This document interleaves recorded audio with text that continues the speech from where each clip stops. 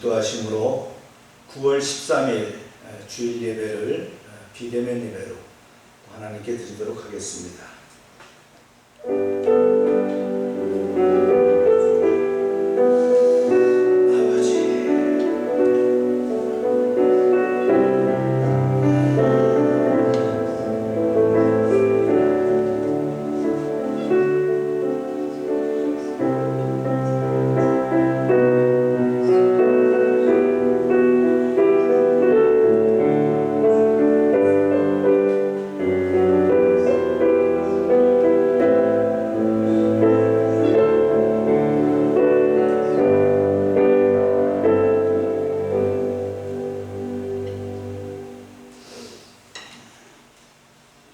여호와는 위대하시니 우리 하나님의 성 거룩하신 산에서 극진히 찬양을 받으시리로다. 터가 높고 아름다워 온 세계가 즐거워하며 큰 왕의 성 곧 북방에 있는 시온산이 그러하도다. 아멘. 찬송 21장 드리겠습니다. 뒤에 선풍기를 꺼주시고요.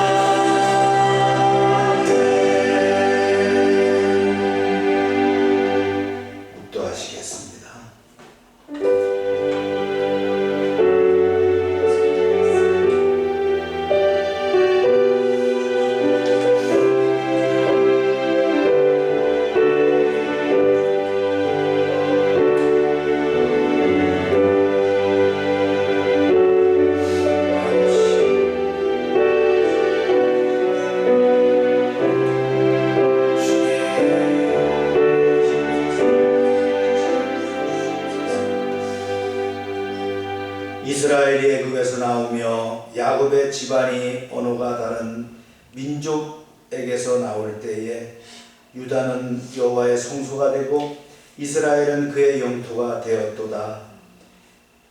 바다가 보고 도망하며 요단은 물러갔으며 산들은 순양들과 같이 뛰놀며 작은 산들은 어린 양들과 같이 뛰었도다. 바다야 내가 도망하면 어찌함이요 요단아 내가 물러가면 어찌함인가. 너희 산들아 순양들같이 뛰놀며 작은 산들아 어린 양들같이 뛰놀면 어찌함인가. 땅이여 너는 주 앞 곧 야곱의 하나님 앞에 떨지어다. 그가 반석을 쳐서 못물이 되게 하시며 차돌로 샘물이 되게 하셨도다. 아멘. 사랑의 하나님, 저희들이 정성껏 예배하오니 이곳에 오셔서 예배를 받아 주시옵소서. 우리의 죄를 대속하시기 위하여 흘리신 예수님의 보혈이 이 성전에 가득하게 하시고 구원의 은혜가 강단을 통하여 강물처럼 흐르게 하여 주시옵소서. 보혜사 성령님께서 친히 우리 마음에 함께 계셔서 큰 힘과 능력을 주시옵소서. 이 예배를 통하여 우리의 영혼이 거듭나게 하시고 새 힘과 용기를 얻어서 슬픔도 두려움도 넉넉히 이길 수 있도록 강건하게 변화시켜 주시옵소서. 언제나 우리와 함께 하시며 우리의 예배를 기쁘게 받아주시는 예수님의 이름으로 기원하옵나이다. 아멘.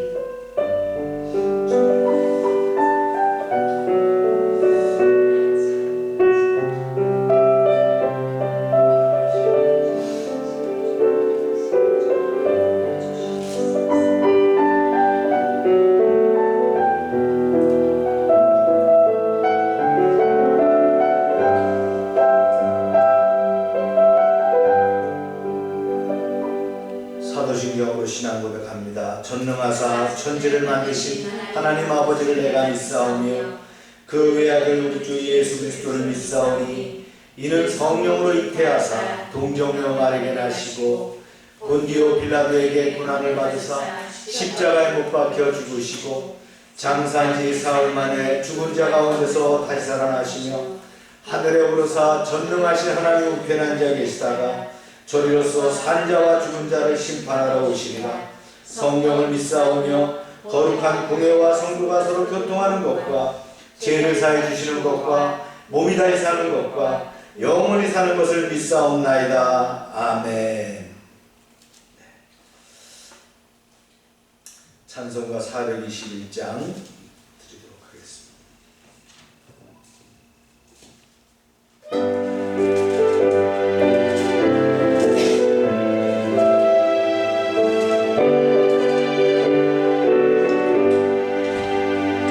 내가 예수 믿고서 제사를 받아 나의 모든 것 다 변했네. 지금 내가 가는 전국이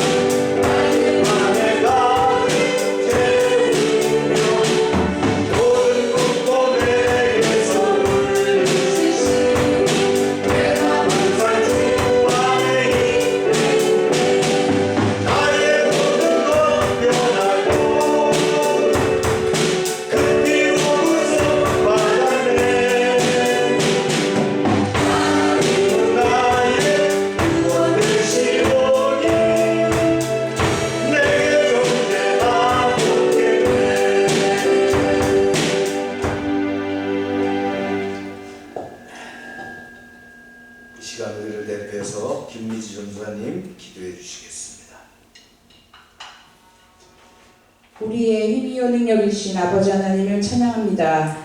비록 코로나19로 인하여 함께 모여 예배할 수 없는 비대면의 상황이지만 시간과 공간을 넘어 역사하신 아버지 하나님, 지금 이 시간 이곳에 임재하셔서 우리의 찬양과 예배를 받으시기를 원합니다. 지난 주간도 우리와 동행하시고 모든 염려와 필요를 아시고 채우시는 은혜에 감사합니다. 비록 어린아이같이 연약하고 부족한 믿음일지라도 아버지를 찾고 찾으며 만나주시고 사랑의 눈길로 우리를 품어주시는 은혜를 생각할 때마다 감사하고 감사합니다. 혹 우리가 어긋난 길로 갈지라도 주님께 매여 있어 바른 길로 가게 하시고 돌이켜 주의 길로 인도하시길 원합니다.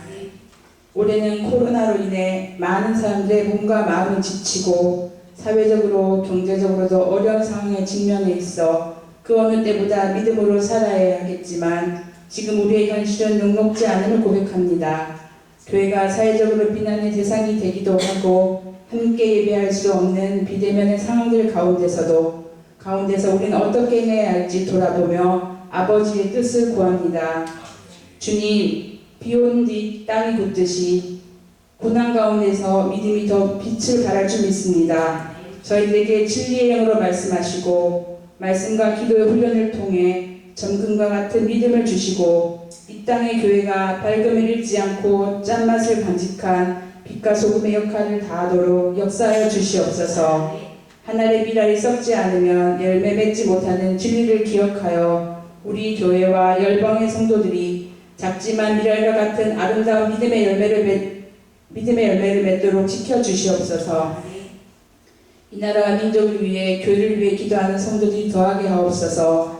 우리 교회 또한 사역들이 멈춰져 있으나 주님은 그 가운데서도 일하고 계심을 믿습니다. 하루속히 백신이 개발되어서 이 어려운 상황들을 헤쳐나갈 수 있도록 주님 역사해 주시옵소서. 이 시간 단위에 세우신 목사님의 말씀을 듣고 은혜 받게 하시고 내동과 변동 또 유성과 세정에 흩어져 예배드리는 열방의 성도들을 기억하시고 같은 은혜를 채우시며 늘 말씀으로 인도해 주셔서 한 주간도 승리하게 하옵소서. 감사드리며 예수님의 이름으로 기도드립니다. 아멘.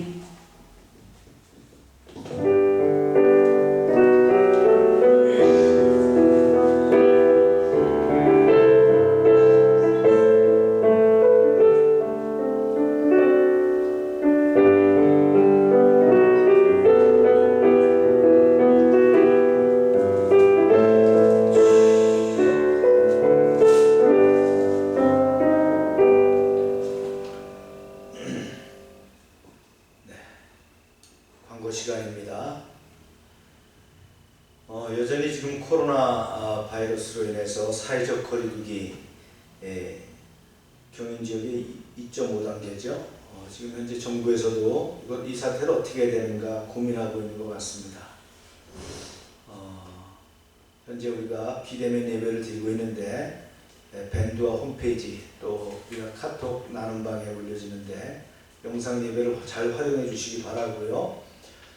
미리 녹화한 것을 밴드에 올려드립니다. 또 우리가 나눔방에 올려드리거든요. 실시간도 역시 영상으로 하는데요. 실시간이 잘 안 되시면 미리 녹화한 것을 봐주시기 바랍니다. 네, 이렇게 지금 거리두기 실시하고 있고요. 큐티 성경 통독 열심히 해주시기 바랍니다. 우리가 소그룹이 없기 때문에 오히려 개인 큐티와 통독이 중요하다고 생각됩니다.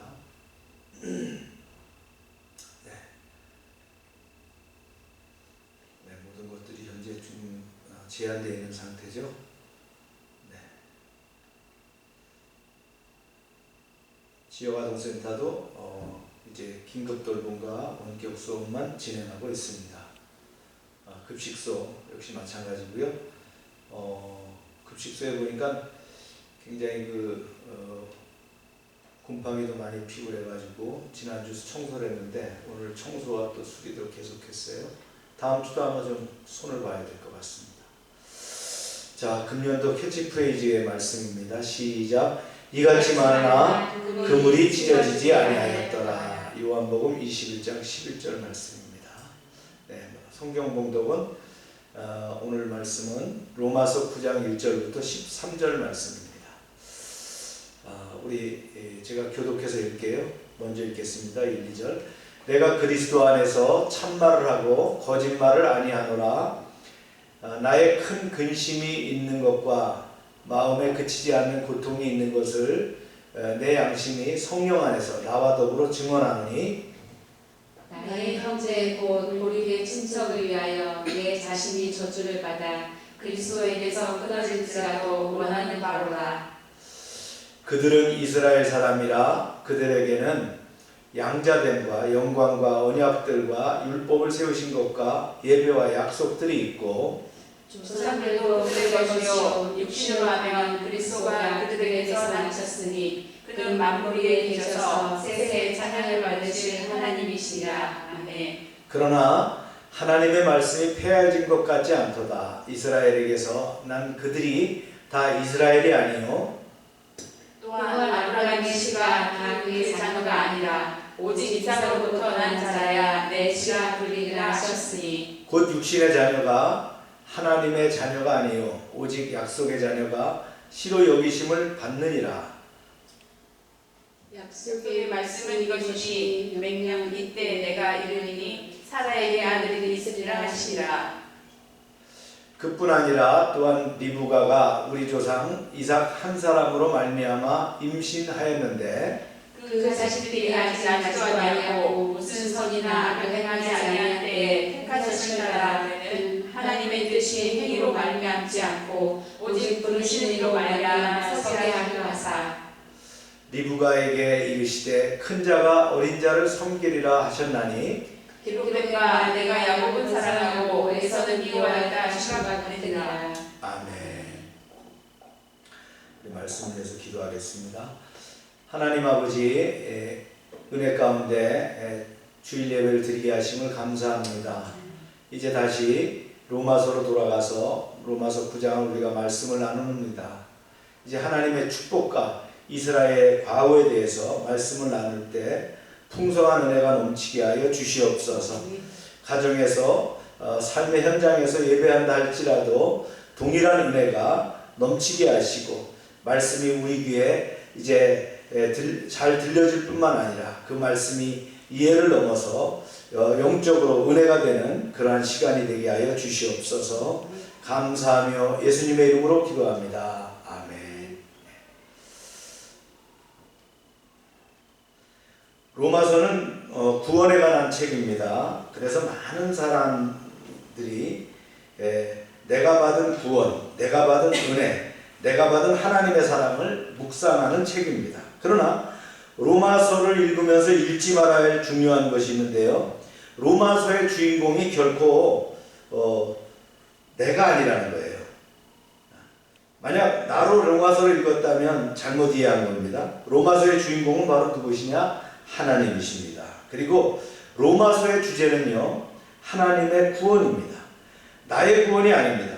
내가 얻은 내 의가 주제가 아니라 하나님의 의가 주제인 것입니다. 나의 구원은 하나님의 구원의 지극히 작은 일부분일 뿐입니다. 다시 말해서 우리가 구원받은 것은 지극히 크신 하나님의 구원 가운데 한 부분이라는 것이죠. 많은 사람들은 로마서 9장에서부터 11장이 앞에서 언급했던 1장에서 8장이나 그 뒤에 12장이나 16장과 아무런 연관성이 없다고 생각합니다. 1장부터 8장은요, 우리가 어떻게 의롭다함을 받았는지, 그리고 하나님이 의롭게 하신 백성들을 위해서 어떻게 일하고 계신지에 관한 내용입니다. 그리고 12장에서 16장은 우리가 의로운 백성으로 어떻게 살아가야 하는가에 대한 상세한 기술입니다. 그래서 8장 다음에 12장이 와야 바울의 편지가 논리적으로 연결되는데 그 중간에 복잡하게 이 난해한 9장, 10장, 11장이 끼어들면서 멀리 둘러가는 느낌이 있습니다. 그렇다면 9장부터 10장, 11장은 왜 여기에 기록되었을까요? 1장부터 8장은 논리가 분명합니다. 12장부터 16장도 실천적이기 때문에 이해가 비교적 쉽습니다. 그런데 그 가운데 9장부터 11장 매우 어려운 부분이거든요. 그래서 많은 설교자들이 이 부분에 해석을 놓고 분분합니다. 갈라지게 되거든요. 얼마나 의견이 분분하게 많이 갈라졌는지 여러 그 학자들이 학파로 갈라지기도 했어요. 그러나 어느 학파의 의견도 마음에 그리 시원하게 와닿지 않습니다. 그래서 설교자들은 로마서를 설교할 때 아예 9장에서부터 9장, 10장, 11장을 해석하지 않고 넘어갑니다. 이 부분의 해석이 이처럼 어려운 이유가 무엇일까요? 그것은 9장부터 11장에서 가르치는 주제가 바로 하나님에 대한 것이라는 겁니다. 로마서 전체가 그렇지만 특히 9장부터 11장은 하나님을 전하고 있어요. 피조물인 우리가 하나님을 온전히 이해할 수 있을까요? 물론 불가능합니다. 그 시도는 마치 우리가 그릇에 바닷물을 다 담으려는 시도와 같다라는 거예요. 사도 바울은 1장부터 8장까지 놀라운 구원을 설명했어요. 그러나 그 모든 내용은 내가 아닌 바로 하나님께 있음을 강조하고자 이제 9장부터 11장까지의 내용을 기록했다는 거예요. 그리고 우리에게 놀라운 하나님을 깨닫게 하는 한 방법으로 유대 민족을 택하셨다라는 거예요. 그래서 9장부터 11장의 주제는 유대인의 구원과 하나님의 주권입니다. 이것만 알아도 이해가 쉬워요. 9장부터 11장까지 내용은 뭐라고요? 유대인의 구원과 하나님의 주권에 대한 내용이다. 즉 하나님에 대한 이야기가 있다는 거예요. 바울은 유대민족에 대한 구원의 이야기를 하면서 하나님이 어떻게 역사를 다스리고 주관하는지에 대해서 설명합니다. 이제 우리는 나의 구원과 그 감격과 기쁨을 넘어서 나를 구원하신 하나님께 시선을 돌려야 할 때가 됐어요. 우리가 하나님을 온전히 바라볼 때 구원의 진정한 의미와 목적을 분명하게 깨달을 수 있기 때문입니다. 하나님은 어떤 분입니까? 만일 하나님 중심에서 구원을 바라본다면 우리의 신앙생활에 어떠한 변화가 생기겠습니까? 이것이 바로 하나님이 이 본문을 우리에게 주신 이유입니다. 하나님은 사도 바울의 충격적인 고백을 통해서 하나님 중심의 구원을 우리에게 말씀하기를 원하셨어요. 우리가 어린아이 같은 구원관에서 벗어나서 하나님 중심으로 올바로 구원을 바라보며 구원의 감격, 기쁨과 더불어 고통을 경험하게 됩니다. 기쁨과 고통을 함께 경험한다는 말은 나 중심의 구원관에서 보면 말도 안 되는 이야기예요. 그래서 종종 이해할 수 없다고 하나님께 항의합니다. 그러나 하나님 중심에서 보면 이해가 됩니다. 그래서 이제 먼저 첫 번째 우리가 대지는요 바울의 부담인데요. 바울은 그치지 않은 그 고통을 가지고 있었어요. 그래서 로마서 9장에서 가장 두드러진 특징 가운데 하나가 뭐냐면 바울의 감정적인 번민에 대해서 우리가 이야기한 바가 없었는데요.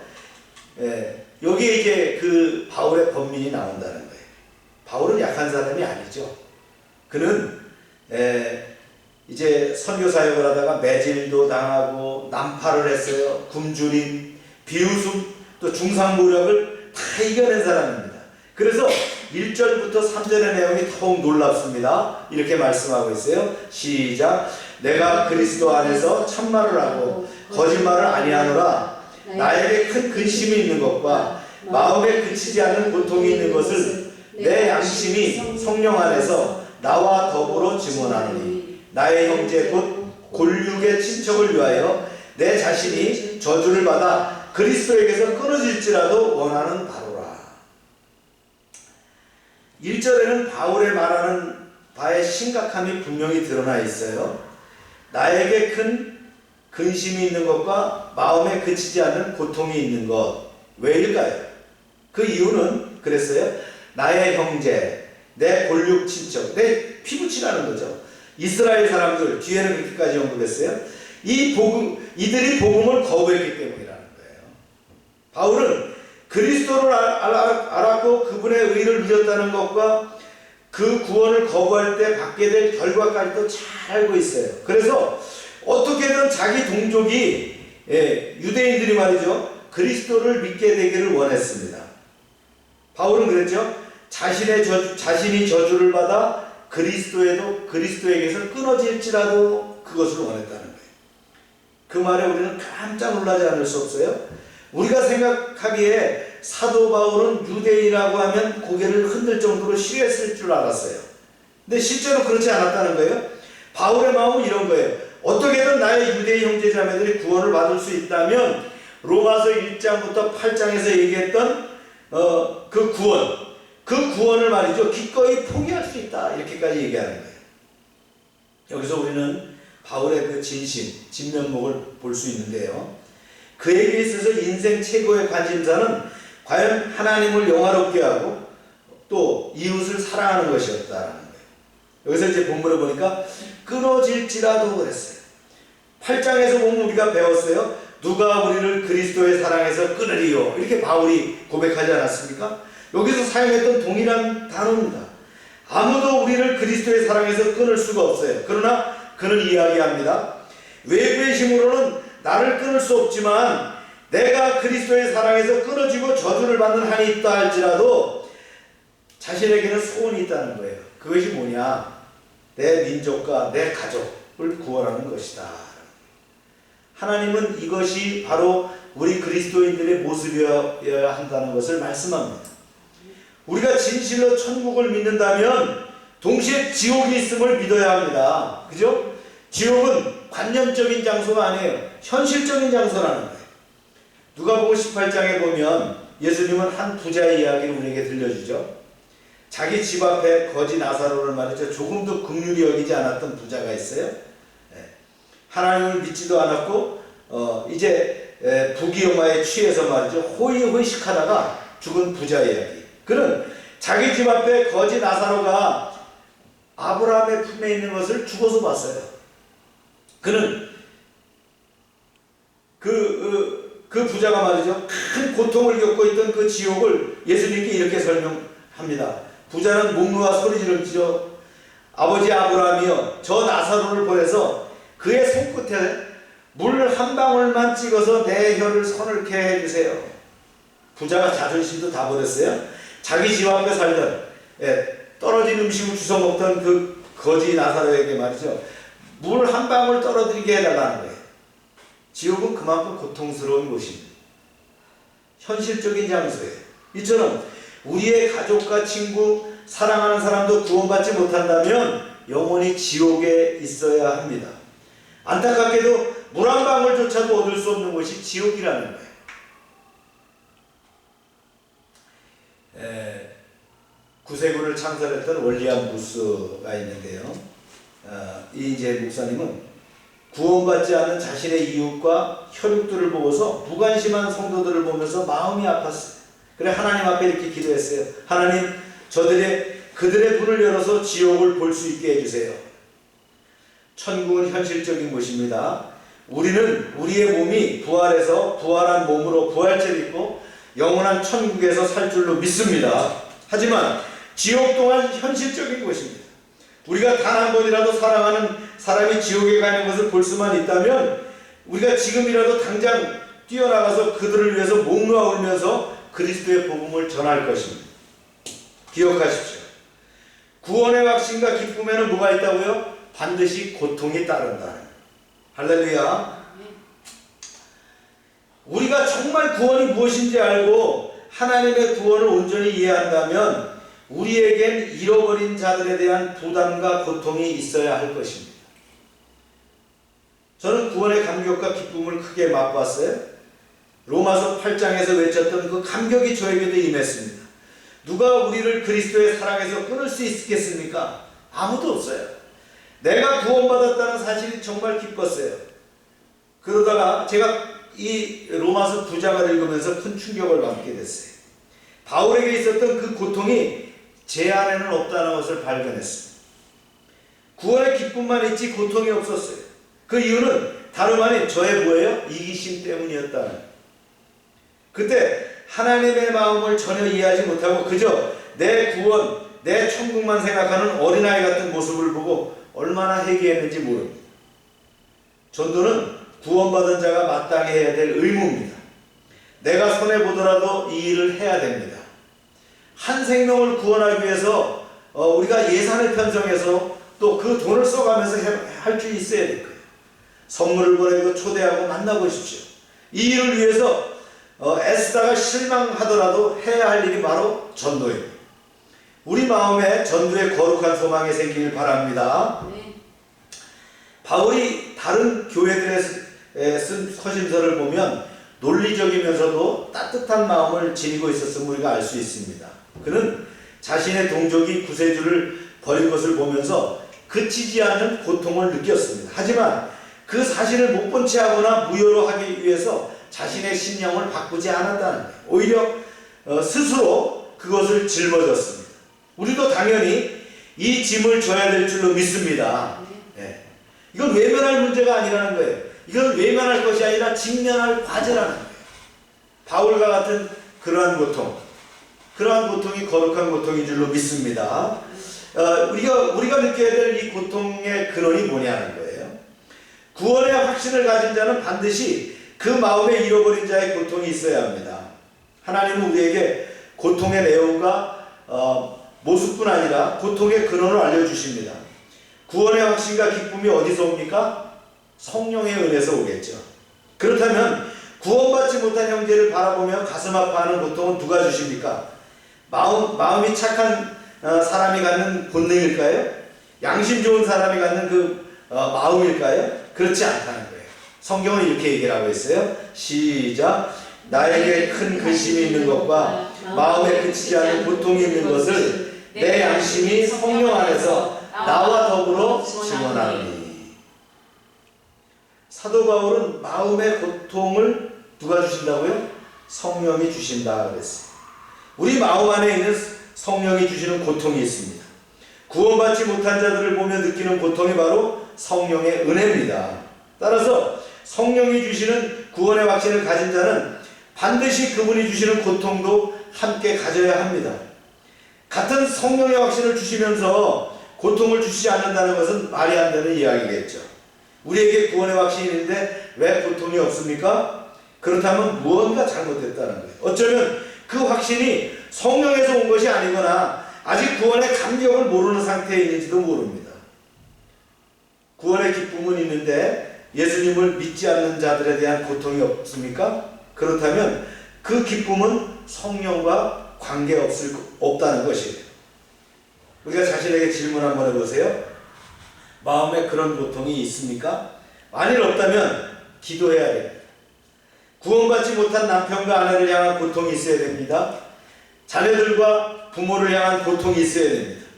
직장 동료나 친구는 하나님을 모르는데 그저 자신의 구원에만 심취되어 있지 않습니까? 그렇다면 로마서를 잘못 이해한 것입니다. 하나님은 우리에게 그런 구원을 허락하신 적이 없다는 겁니다. 우리의 마음속에 있는 구원의 감격과 기쁨이 성령이 주는 것이라면 그 동일한 성령은 우리 안에서 탄식합니다. 내가 그리스도에게서 끊어질지라도 차라리 내가 저주를 받아 지옥에 가더라도 내 남편 좀 구원해 주세요. 내 아내, 내 부모 구원해 주세요. 내 자녀를 구원해 주세요. 우리 마음에 우리에게 이 마음이 있어야 합니다. 이것이 바로 성숙한 그리스도의 모습이며 하나님의 구원 계획 속에서 로마서를 제대로 이해하는 것입니다. 전도는 누구를 위한 것입니까? 하나님이 다른 사람들을 불러 모으시게 하고 우리를 통해서 노동력을 착취하는 것이 전도입니까? 아닙니다. 바로 우리를 위한 것이다. 전도를 하면 내가 깨어납니다. 내 신앙이 깨어납니다. 교회 새 신자가 오면 어떻습니까? 우리 교회는 모든 성도들이 어떻게 합니까? 말할 수 없는 성령의 은혜를 체험하게 되죠. 이게 전도입니다. 그러므로 이 복의 기회를 놓치지 말아야 된다. 우리 모두 이 참된 복을 받으시기를 주의 이름으로 축원합니다. 네. 이제 우리가 9장부터 11장에 나오는 진리들과 씨름하려면 바울이 1절부터 3절을 머리가 아닌 자신의 구원을 포기하고서라도 유대인들이 구원을 받기를 열망하는 마음으로 썼다는 사실을 우리가 기억해야 될 줄로 믿습니다. 네. 그래서 바울은 무엇보다도 하나님께 영광을 돌리고 싶었고, 또한 유대인들이 하나님이 어떤 분이며 그들 속에서 어떤 일을 하시는지를 알려주기를 원했다는 거예요. 그런데요, 유대인들은 어떻게 했어요? 그들의 특권을 잃었죠. 안타깝게도요. 어떤 의미에서 유대인들이 그리스도를 거부하는 것은 가장 이해하기 어려운 그 사실 가운데 하나입니다. 왜냐하면 하나님의 백성으로 누린 유익들이 너무나 많기 때문에 이들이 그리스도를 기다리고 주목했던 것은 마땅한 일이란 말이죠. 그런데 어떻게 했어요? 특권을 놓쳤다. 잃어버렸다. 말씀을 봅니다. 시작. 그들은 이스라엘 사람이라 그들에게 양자됨과 영광과 언약들과 율법을 세우시는 것과 예배와 약속들이 있고 조상들도 그들의 것이요 육신으로 하면 그리스도가 그들에게서 나셨으니 그는 만물에 계셔서 세세 찬양을 받으실 하나님이시라. 아멘. 이게 이제 특권들이 8가지가 언급되어 있어요. 양자가 됐다. 우리가 출애굽기 4장 22절, 또 성경의 다른 곳에서도요, 이스라엘의 하나님의 아들로 부르심을 받았다는 거예요. 이스라엘이. 따라서 이스라엘은 뭐예요? 예수님을 통해서 어떻게 배웠어요? 하나님께 아빠라고 부르면서 나갈 수 있다고 가르침을 받았잖아요. 그런데 이런 양자된 사람들이 왜 특권을 놓쳤냐? 또 두 번째는 영광을 받았다. 영광은 쉘키나라는 건데요, 하나님의 성막과 성전의 가운데 거하실 때에 거하신다는 표시로 뭘 보여줬어요? 구름을 보여줬어요. 그죠? 그 하나님의 존재가 확실히 드러난 사건이 이제 또 뭐냐면, 이 구약에서는 구름을 보여줬다면 신약에서는 뭐예요? 성육신의 사건입니다. 그죠? 인카네이션에서 직접 오셨잖아요. 그 말씀이 육신이 되어 우리 가운데 거하심에 뭐라고 쓰였어요? 우리가 그의 영광을 보니 그랬단 말이에요. 예수를 본 것이 우리가 영광이었잖아요. 구름을 본 것이 영광이었다. 이 영광을, 그 영광을 보고도 어떻게 해요? 특권을 잃어버렸다. 세 번째는 언약입니다. 하나님이 아브라함과 모세 그리고 다윗을 통해서 당신의 백성들과 맺으신 관계가 있어요. 이게 바로 언약들입니다. 하나님은 이들과 각각 새롭게 언약을 맺으시고 모두에게 복을 약속하셨어요. 더불어서 이들에게 약속에 성취하실 때에 메시아 혹은 장차 올 인물에 대해서 말씀하셨어요. 근데 이 언약들을 전부 다 잊어버렸다. 이 언약대로 인카네이션에서 하나님이 육신을 입고 이 땅에 오셨는데 어떻게 했어요? 십자가에 죽게 했잖아요. 네 번째는 율법을 세우신 것들. 율법은 뭐예요? 그들의 구원을 위해서 주셨는데 어떻게 해요? 잊어버렸다. 십계명과 다른 모든 율법들은 이스라엘에게 어떻게 했어요? 그들의 구원을 위해서 주신 거예요. 로마서 2장에도 보면요, 우리 자신은 구원받을 자격이 없음을 알게 된 것이 뭐예요? 율법으로부터라는. 이 유대인들이 그러겠다. 다섯 번째는요, 예배. 이 예배는 참 은혜입니다. 예배는 뭐예요? 주님과 만나는 거죠. 그죠? 미팅 포인트예요. 만나는 것이 바로 예배라는. 구약에서는 피의 제물과 정결 예식을 통해서 제사장이 드렸어요. 우리는 어떻습니까? 예수 그리스도가 십자가에 죽으심으로 그 피값으로 이제 우리가 구원을 이뤘고요. 예수님이 우리의 대제사장이 됐다는 거예요. 그래서 우리의 예배 의식은 이제 구약의 제사와 이제 변하게 됐죠. 직접 우리는 또 어떻게 합니까? 대제사장이시며 또 우리의 정결자이자 빵이 되신 예수님을 어떻게 해요? 성찬을 통해 나누면서 우리가 예배를 드리고 있는 그런 축복을 얻었죠. 근데 이 예배를 놓쳤다. 여섯 번째, 약속들. 오늘 말씀에 나온 내용들이에요. 메시아가 오실 것을 약속한 구약의 수많은 예언들과 약속들을 지칭하는데 이런 특권을 놓쳤어요. 또 조상들을 그랬어요. 일곱 번째, 아브라함과 이삭과 야곱, 요셉, 모세, 여호수아, 사무엘, 다윗, 이런 조상들을 가리키죠. 물론 어느 민족이나 위대한 지도자가 많지만 바울은 하나님이 이들을 통해서 어떻게 해요? 이스라엘에게 말씀하셨다는 사실을 강조합니다. 이런 훌륭한 조상들을 주셨다는 거예요. 거기서 그 가운데 누가 오셨어요? 여덟 번째, 육신으로 인카네이션한 그리스도가 그들에게 났다. 우리가 가끔 간과하는데 예수님은 유대인입니다. 하나님의 아들이 인간이 되려면 특정한 민족과 문화의 옷을 입어야 되는데 예수님이 유대인 됨으로써 그들에게 큰 영광이 되었죠. 이런 8가지를 잊어버렸다. 이 특권을 잊어버렸다. 우리가 1절 3절에 어떻게 했어요? 바울이 먼저 동족 이스라엘에 대한 자신의 슬픔을 토로했어요. 이제 바울이 이토록 상심하며 괴로워했던 이유는 동족 이스라엘이 예수 그리스도를 거부함으로 인해서 멸망받을 수밖에 없는 운명에 처해졌기 때문이다라는 거예요. 왜 이스라엘은 이러한 특권을 배격했는가? 이스라엘 백성은 하나님으로부터 먼저 선택받고 언약과 율법을 얻은 특권을 가지게 되었어요. 그런데요, 자기 민족만이 하나님의 선민으로 구원을 받은 백성이라는 민족주의적인 교만, 그렇죠? 그래서 우리는 구원받은 백성이며 너희는 지옥에 뗄 거 아니냐, 이렇게 교만을 떨었다. 구원이 절대적인 하나님의 주권과 그에 대한 순종적인 믿음으로 주어진다는 사실을 잃어버리고 어떻게 했어요? 불의를 범할 뿐만 아니라 율법의 행위로 구원을 얻고자 했다는 거예요. 그리스도의 복음을 거절함으로써 어떻게 했어요? 스스로 멸망길을 자초할 수밖에 없었다. 안타깝죠. 주님은 우리에게 이렇게 가르쳐 주시죠. 진정한 약속의 자녀가 있다는 거예요. 바울은 유대인들이 그토록 자신하는 아브라함의 자손의 진정한 의미에 대하여 과거 이스라엘 역사를 들어 설명합니다. 이제 이것이 6절부터 13절 말씀인데요. 즉 하나님의 역사하시고 섭리하시는 참 이스라엘의 계보는 아브라함의 육신의 자녀가 아니라는 거예요. 그리스도 안에서 택함 받은 약속의 자녀로 이루어져요. 육신의 자녀가 아니라 뭐예요? 육신의 자녀가 아니라 약속의 자녀로 이루어졌다. 이스라엘이라고 하는 그 모두 이스라엘이 아니라는 거예요. 말씀에 나옵니다. 시작. 그러나 하나님의 말씀이 폐하진 것 같지 않도다. 이스라엘에게서 난 그들이 다 이스라엘이 아니요. 왜 유대인들은 여러 번 약속되고 오랫동안 기도해온 자신들의 왕을 보고서는 알지 못했느냐? 우선 바울은요, 그러나 하나님의 말씀이 폐하여진 것 같진 않도다 라면서 하나님의 말씀이 여전히 유효함을 다시 언급합니다. 하나님은 이러한 약속들과 언약들과 족장들과 예언자들을 통해서 이스라엘에게 주셨어요. 예를 들면 하나님은 아브라함에게 그 후손들에게 복 주실 것을 말씀합니다. 하지만 바울은 뭐라고 했어요? 이스라엘에서 난 그들이 다 이스라엘이 아니오라고 말하면서 중요한 근본적인 구분을 짓는데요.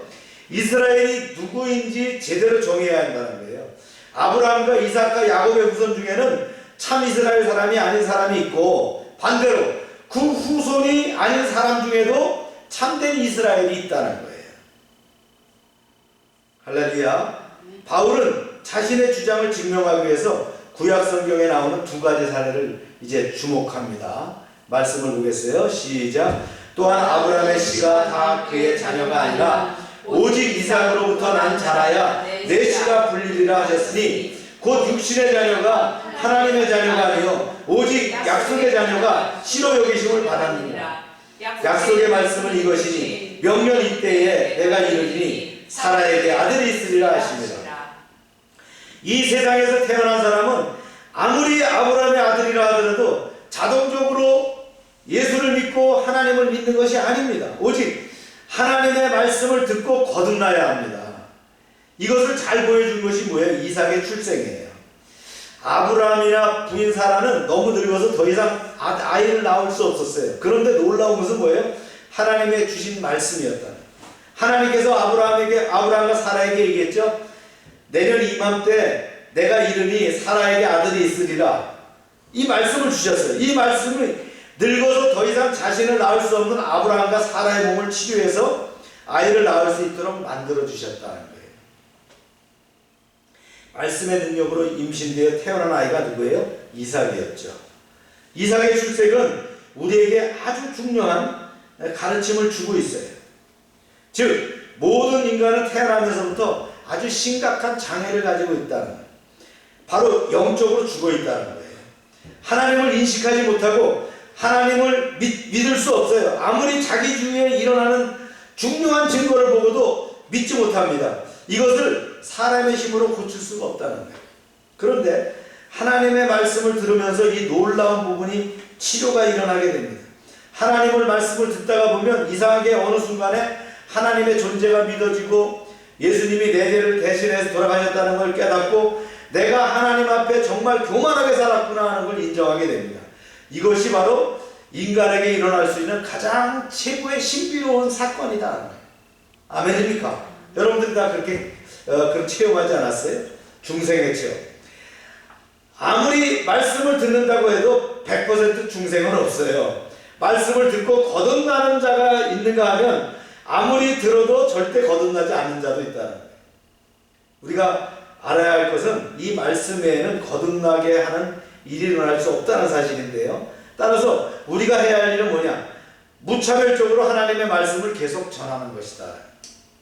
이 말씀에 안 걸리면 저 말씀에 걸리고요.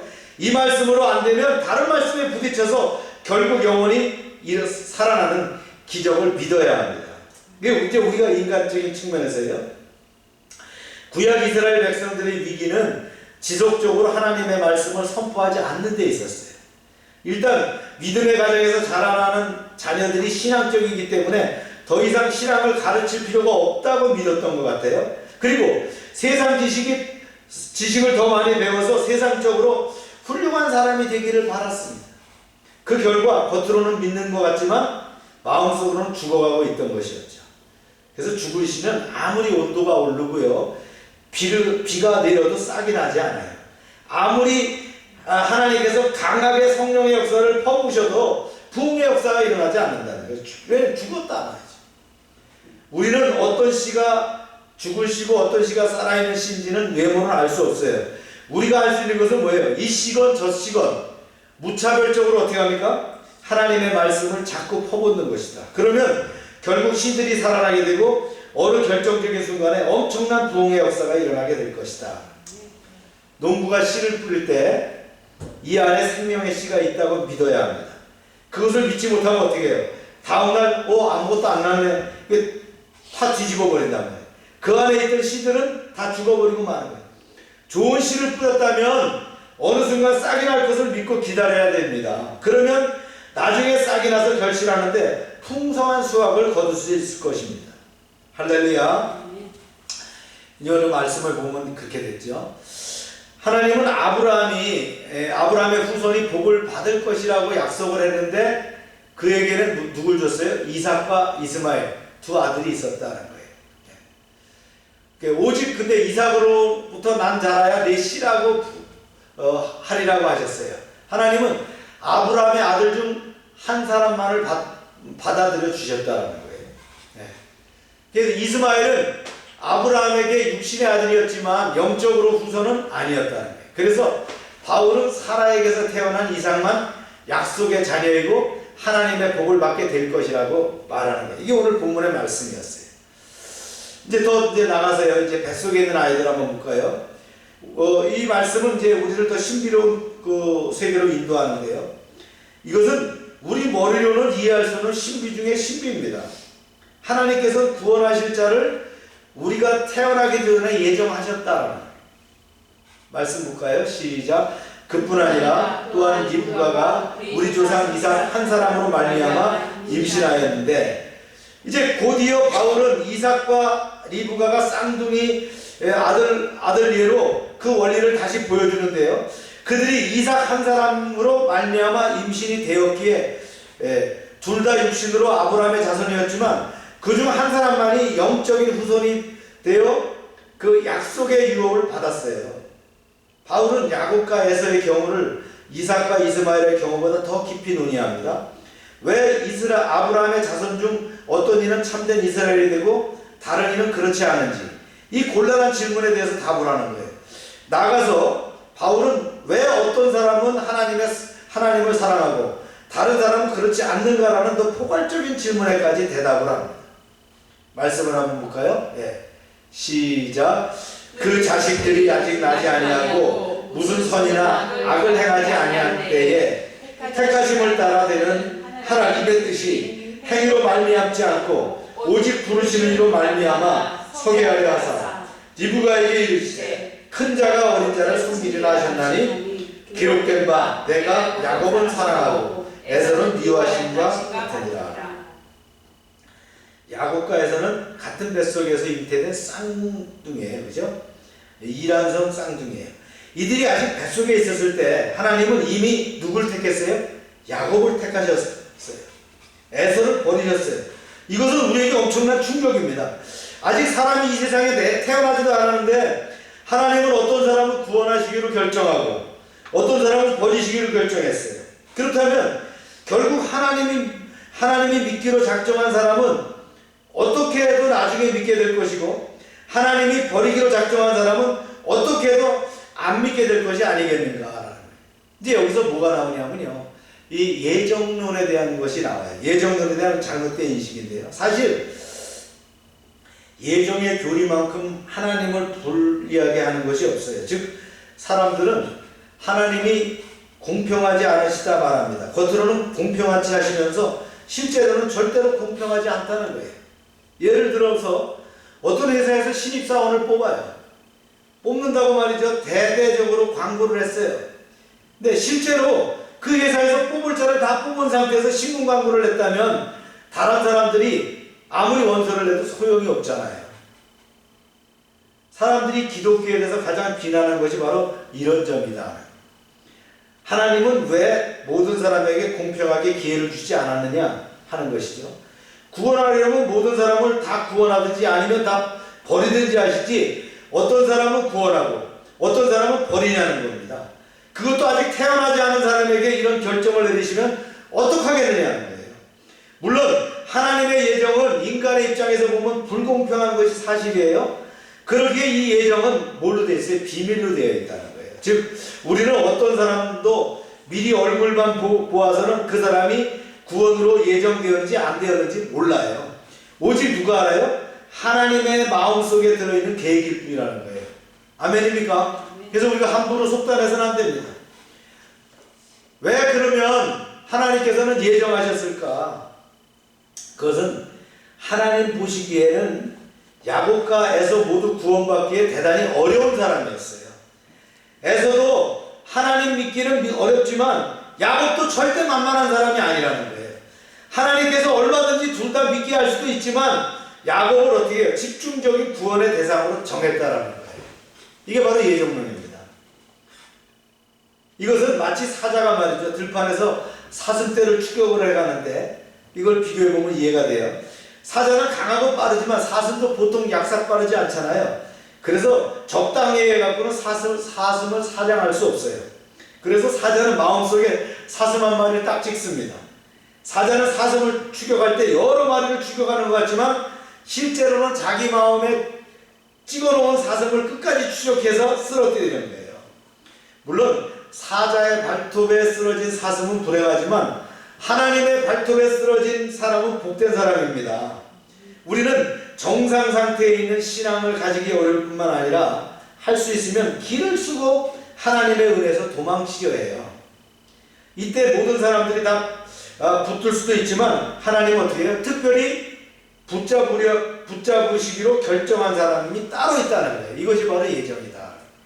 뭐 합당한 예가 될지 모르겠지만요. 다른 예를 들어보면 그래요.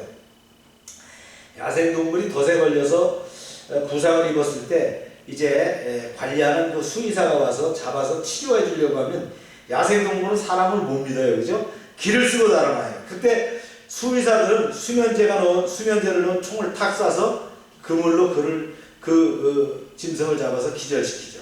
마찬가지로 하나님께서는 우리를 잡아서 은혜를 주시고 치료하시려고 하는데 하나님을 믿지 않는 우리는 어떻게 해요? 기를 쓰고 달아난다는 거예요. 하나님께서는 아주 오래전부터 우리에게 다가서서 오셨어요. 우리가 생각하기에는 아주 어려서부터 다가오신 것 같은데 사실은 우리의 출생부터 이전부터 하나님께서 주관하셔서 서서히 우리의 삶에 다가오셨다는 거예요.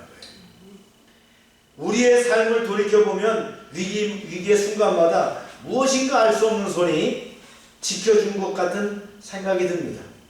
사고가 날 뻔했는데 이상하게 피하게 되었거나 죽으려 했는데 이상하게 살게 되었다든지 하는 일들이 우리에게 여러 번 반복적으로 일어납니다. 바로 하나님께서 함께 하셔서 그런 거예요. 그러다가 결정적인 순간에 복음을 듣게 하시고 그 복음에 붙들려서 하나님의 백성이 되게 하십니다. 이것을 보면 예수를 믿는 것이 보통 기적이 아니고 하나님의 엄청난 열정과 계획으로 이루어졌다는 것을 우리는 알 수 있어요. 오늘 성경 말씀은 누군가가 예수를 믿는 것은 결코 가볍게 생각하지 말라는 거예요. 그리고 어떤 사람이 예수를 믿게 되는 것이 전도를 잘해서 이루어진 것이 아니라는 거예요. 이미 하나님께서 오래전부터 그 사람을 아시고 서서히 은혜의 포위망을 좁혀오셔서 결국 잡으신 것인데 내가 그때 사용된 것 뿐이라는 거예요. 아멘입니까? 구원을 우리 중심으로 생각할 때가 너무나 많아요. 그래서 왜 가장 그 사랑하는 부모님이나 친척들이 예수를 믿지 않을까 안타까워합니다. 이것은 우리에게 꼭 있어야 하는 그런 마음이다. 왜냐하면 그들을 사랑하기 때문이죠. 그러나 아무리 친척이라 하더라도 예수 믿지 않고 욕심으로 살면 구원을 받을 수 없죠. 우리는 하나님께서 우리의 행복을 위해 구원하셨다고 생각합니다. 그러나 실제로는 뭐예요? 하나님의 영광을 위해서 우리를 구원하신 거예요.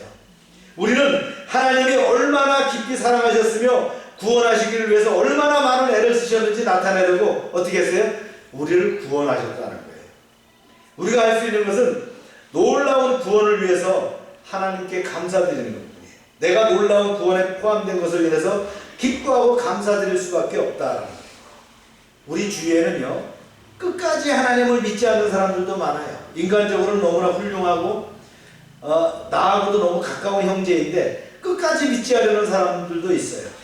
우리는 어느 누구든지 죽기까지 그 사람을 택함받았다든지 또 혹은 택함받지 않았다든지 하는 말을 해서는 안 됩니다. 그 사람들이 죽는 마지막 순간까지 우리는 구원을 위해서 노력해야 됩니다. 아멘입니까? 우리는 어떤 사람이 택함을 받은 사람인지 아닌지 알 수 없어요. 그렇지만 택함을 받은 자에게는 누군가가 기도하고 있고요. 또 계속적으로 복음이 증명되고 또 자꾸 하나님의 기적의 손길이 나타나는 것을 볼 수 있어요. 하나님의 열심이 없더라도 이 세상에 예수 믿는 사람은 한 사람도 없을 것입니다. 다시 얘기합니다. 하나님의 열심이 없었더라면 이 세상에 예수 믿는 사람이 한 사람도 없을 것이다. 모든 예수 믿는 사람은 하나님께서 건지신 것입니다. 아멘입니까? 우리는 하나님께서 더 많은 사람을 건져주시도록 기도해야 됩니다. 그리고 우리의 사는 목적이 이 세상에서 많은 행복을 누리는 것이 아니라 한 사람이라도 더 구원받는 그런 은혜의 역사가 있는 그것이 우리의 삶의 목적이 되기를 축원합니다. 과거 하나님의 구속 역사는 이스라엘 민족 전체를 중심으로 전개된 것이 사실이지만 그것은 하나님의 구원 방법을 보여주기 위한 것이지 이스라엘 민족만을 구원하기 위한 것이 아니라는 사실이에요. 근데 이스라엘은 이걸 착각했죠. 그리고 실제로 구원은 하나님의 주권적인 선택하에 민족 전체가 아닌 한 개인, 일개인, 곧 약속의 자녀에게만 주어졌다라는 거예요. 우리가 이걸 기억해야 됩니다. 즉 하나님의 택하심에 따라서 이스마엘이 아닌 이삭이 그리고 장자 에서가 아닌 차자 야곱이 영적 가계를 계승한 것이죠. 이를 통해서 약속의 자녀로 선택받는 것은 인간의 공로나 조건이 아니라 전적인 누구예요? 하나님의 주권, 하나님의 은혜였다는 것을 깨닫게 됩니다. 이렇듯 이제 오늘 말씀은요, 하나님께서 과거 이스라엘 역사 속에서 당신의 구속사를 전개 나가시되 인간 구원에 대한 절대 원칙, 즉 뭐예요?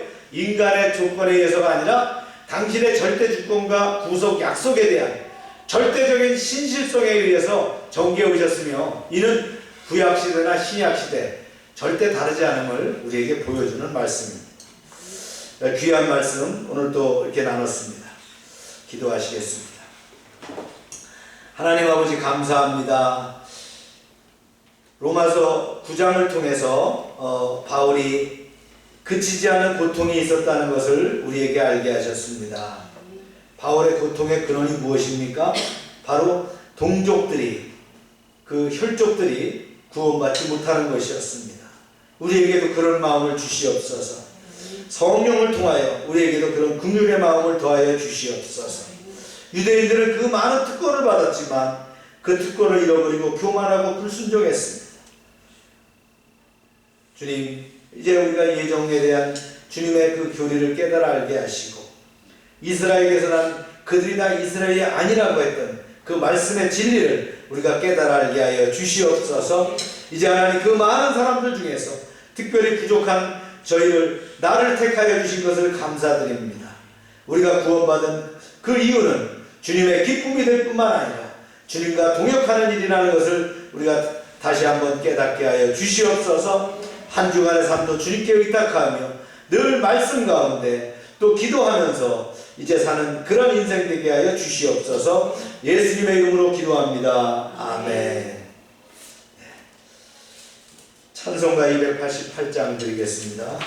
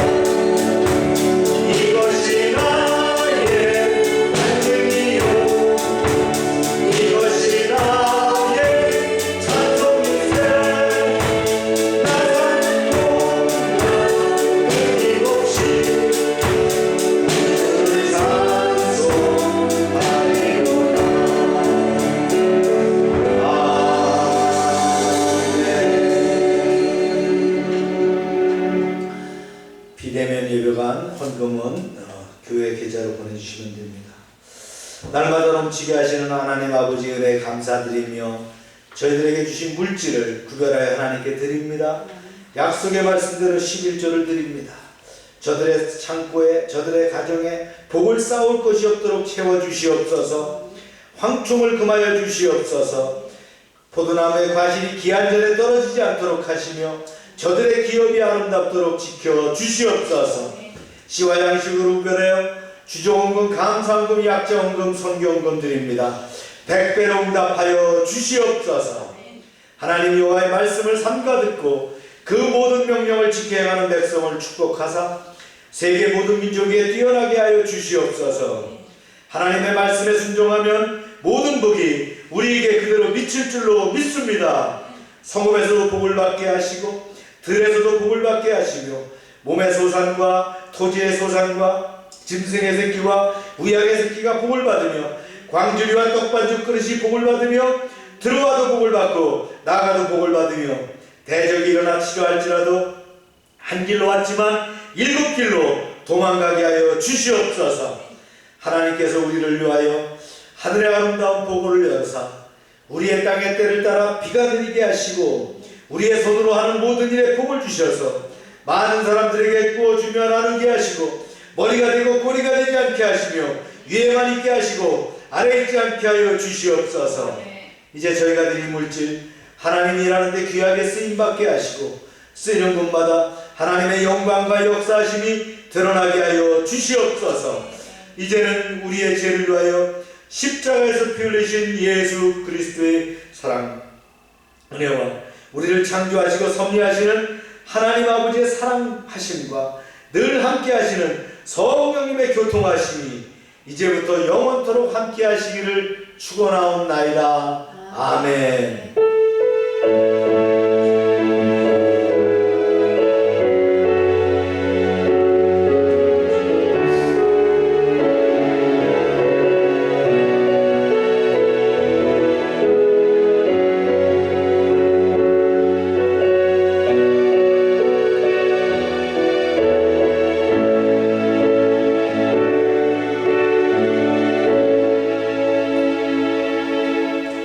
마치겠습니다.